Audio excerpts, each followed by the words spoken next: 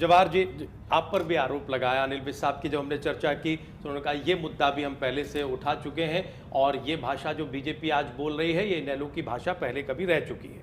Bharatiya Janata party कम से कम इनेलो की भाषा जीवन में नहीं बोल सकती। भारतीय जनता पार्टी के संस्कार अलग है, इनेलो के संस्कार अलग है, इसलिए ये भारतीय जनता पार्टी इनेलो की भाषा बोलेगी ये तो संभव ही नहीं है।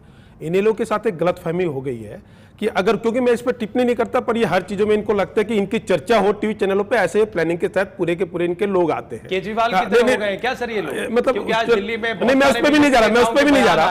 आज यहाँ बात हो रही थी मुख्यमंत्री की घोषणाओं को उसको कहने के लेकर, परंतु विशेष ढंग से भटकाया जाता है और ये कहा जाता है अगर आपने संघर्ष किया तो उसको हरियाणा के सामने दोहराने की जरूरत नहीं। हरियाणा की जनता जानती होगी किस भी राजनीतिक पार्टी ने संघर्ष किया होगा। हर व्यक्ति को सर्टिफिकेट ये बांटेंगे, दूसरा बोलेगा जी, उसको ये कहेंगे जी मैं ये सुनना नहीं चाहता, आप जो चाहेंगे वो बोल देंगे, किसी भी सीमा पर जाकर बोल देंगे, ये संभव नहीं है। दूसरा बात करते हैं मुख्यमंत्री के, उसकी मैं सीधा विषय पे आऊंगा। मुख्यमंत्री को अगर ये कहा गया है कि वो घोषणा मंत्री है तो मैं निश्चित रूप से कुछ तथ्य के साथ बात करता हूं। 2005 में इन्हीं मुख्यमंत्री ने कहा था कि 2 साल बाद पूरे के पूरे हरियाणा को हम 24 घंटे बिजली देंगे। अगर वो दे दी गई है तो ठीक है, नहीं दी गई तो घोषणा मंत्री है। इसी के साथ इन्होंने घोषणा की थी कि जितने भी सफाई कर्मचारी है जो ठेके के साथ ठेके पर काम करते हैं उनको नगर पालिका या नगर परिषद के अधीन कर लिया जाएगा। आज तक उस विषय का कुछ नहीं हुआ। ये बताना चाहेंगे उनके प्रवक्ता कि ये घोषणा का क्या हुआ। ऐसे ही एडेड स्कूल, जब 10 नवंबर को इन्हें गोहाना की रैली की, एडेड स्कूल के टीचरों की मांग, जो उनकी मांग ही नहीं थी, उन टीचरों से भी मैं जनता मंत्र पे जाके मिला, उनकी वो डिमांड ही नहीं थी। उन्होंने खुद घोषणा कर दी कि जितने भी एडेड स्कूल है इन सबके अध्यापकों को हम हरियाणा की सरकार में कहीं ना कहीं ले लेंगे और इनको उससे मुक्त कर देंगे। इसके कारण उनके साथ संकट ये हो गया, 8 अप्रैल को भी इनके विज्ञापन में वो है, 10 अप्रैल को हरियाणा में चुनाव था, 8 अप्रैल को भी उन्होंने इसका बेनिफिट उठाया कि एडिड स्कूल के एडिड टीचर जो है वो आंदोलन कर रहे हैं। वो सरकार आज वो बैठे हैं। उन्होंने मुझे एक अपना ज्ञापन भी दिया था जब मैं जंतर मंतर पे गया। आज उनकी समस्या कहते हैं एक चीज हमने मांगी नहीं, उन्होंने घोषणा कर दी, हमने उसका स्वागत कर दिया। आज वो एडिड स्कूल में अध्यापक और पेरेंट्स ने बच्चे भेजने बंद कर दिए कि ये स्कूल बंद होने जा रहे हैं और उसके कारण वो सड़कों पे खड़े हैं। आज मुख्यमंत्री कहकर अभी उनका प्रयास ये चल रहा है और हमारे माध्यम से चल रहा है, हमने एक वकील भी उनको उपलब्ध कराया है कि मुख्यमंत्री के ऊपर सीधा एफआईआर की एक एप्लीकेशन मूव करने वाले हैं कि जिन्होंने 8 अप्रैल को भी चुनाव में तो ये लाभ ले लिया और अब सरकार ने विधिवत रूप से उसको मना कर दिया। ये उनको बताना चाहिए।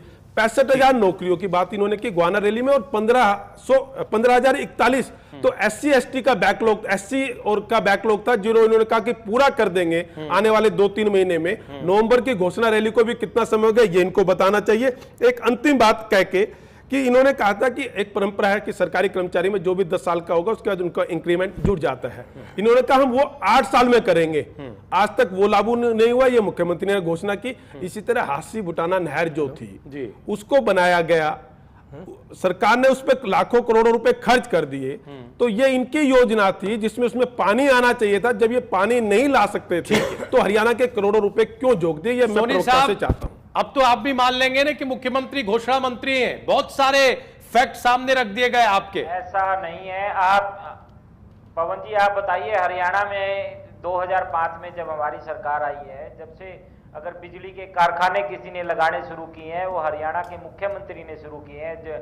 खेजड़ में कारखाना लगाया गया। 2 साल पहले आप 24 घंटे बिजली देने की बात कर रहे थे सर, परमाणु ये घोषणा आपके मुख्यमंत्री ने की थी, अब आप कारखाने पर चले गए। गोरखपुर में अरे कारखाने तो बंद पड़े लगाया जा रहा है और बिजली का हरियाणा में शुरू बड़ा करे अच्छा हाल है। हरियाणा के हर गांव में बिजली पहुंच रही है। पूरी कमाई कर चुके हैं यहाँ 9 साल के बाद, ये 2012 से कमीशन खा रहे हैं। जेटली साहब हरियाणा में बहुत विकास हुआ है। आप चाहे पानी की समस्या ले लो, गरीबों को पानी की टंकियां दी गई है। सोनी साहब, विकास का भेदभाव एक अलग मुद्दा है। आज तो चर्चा ये हो रही है सोनी साहब, राजनीतिक बयान मंचों पर अच्छे लगते हैं। जब आपके सामने आंकड़ा रखा गया है, आपके सामने बाकायदा उदाहरण पेश किया गया है, तो फिर आप उदाहरण और तथ्य देकर ही बात करिए। मुख्यमंत्री ने 2 साल पहले कहा कि हरियाणा में 24 घंटे बिजली आएगी। 2005 में कह दिया था, 7 में 2 से मिलनी थी। क्या हरियाणा में आज की तारीख में 24 घंटे बिजली आ रही है? आप देखिए हरियाणा में 20 से 22 घंटे बिजली हरियाणा में आ रही है। आप हरियाणा की बिजली की दशा देखिए, बहुत सुधर रही है हरियाणा में पीछे बिजली की दशा। और 20 से 22 घंटे। दूसरे प्रदेशों में तो बिजली के 20-20 घंटे कट लग रहे हैं। आज हरियाणा में बड़ी इतनी बारिश। सोनी साहब, प्रदेश की जनता सुन रही है। हम आए दिन खबरें देखते हैं कि बिजली की कमी को लेकर लोग आंदोलन कर रहे हैं। जनता हमारे प्रदेश की जनता हमारे कामों पे ही हमें तीसरी बार। अच्छा बताइए सर, सरकार बनेगी, एडिड स्कूलों के शिक्षकों का क्या हुआ? वो अभी भी आंदोलन कर रहे हैं।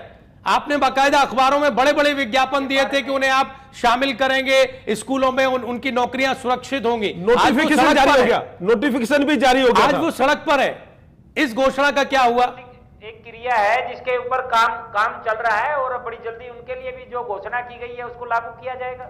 जो भी हमारे मुख्यमंत्री घोषणा करते हैं उसको एक सिस्टम होता है सरकार के अंदर, उसको लागू करने। आपको नहीं लगता ये सिस्टम बहुत लंबा हो गया है? इस पे मैं जानकारी बहुत बड़ा हो गया ये सिस्टम। कुछ नहीं, आप 10 साल में आपने 65,000 नौकरियों की घोषणा की, उसका क्या हुआ सर? हरियाणा में जो भी हमारे मुख्यमंत्री ने घोषणा की है और वो संध्या जी एक संक्षिप्त टिप्पणी करिए, समय कब है, फिर हम अभय जी के क्लोजिंग कमेंट के लिए जाएंगे। टेबल के उस साइड बैठ के बात करना बड़ा आसान है। इनकी बीजेपी ने कहा है जी, अरुण जेटली जी और मुखी का जो बयान चल रहा है उस पे हम लोगों को सर आज की चर्चा का विषय नहीं। हाँ, ये आज ही की चर्चा का विषय है। इन्होंने रेल भाड़ा बढ़ा दिया बीजेपी वालों ने। ठीक है, आप इनका भी देखो ना। ठीक है, जो 5 लाख रुपए इनकम। अरे रेल भाड़े पर आप लोग खिंचाई कर चुके हैं बहुत बार सर, हो गया। और रेल भाड़ा भी इन लोगों का आरोप है कि वो आपकी सरकार में बढ़ना था, आपने चुनावों की फायदा लेने के लिए रुकवा दिया, फिर अब बढ़ाना पड़ा। संध्या जी आप टिप्पणी करना चाह रहे थे। 10 साल में इनको SYL का पानी याद नहीं आया। बिल्कुल जाते जाते विधानसभा का आखिरी दिन था, SYL की बात करते हैं। अभी अभी ये घोषणा करते हैं कि पत्रकारों को हम ये देंगे वो देंगे, 5,000 देंगे जब वो रिटायर। अभी पत्रकारों पे उन्होंने पानीपत में पूरी तरह से निर्मम पिटाई की गई, जो आज वो धरने पे बैठे हैं मिनी सेक्रेटरिएट में।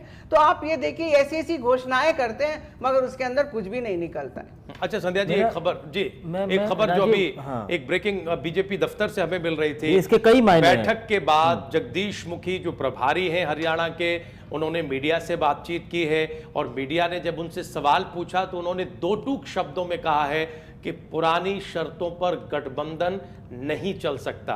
ये आज की बैठक के बाद का बयान है।